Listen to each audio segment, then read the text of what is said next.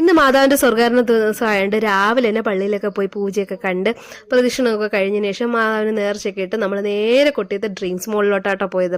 ഇന്ന് അവിടെ നമ്മുടെ മോഹൻലാലിന്റെ ആശീർവാദ് ഫിലിംസിന്റെ ഉദ്ഘാടനമായിരുന്നു. അപ്പോൾ ഫസ്റ്റ് ഡേ ഫസ്റ്റ് ഫിലിം തന്നെ കാണാമെന്നും പറഞ്ഞ് ഞങ്ങൾ അവിടെ പോയി ടിക്കറ്റൊക്കെ ബുക്ക് ചെയ്ത് നേരെ താഴെ KFC പോയി ഫുഡൊക്കെ കഴിച്ചു കേട്ടോ.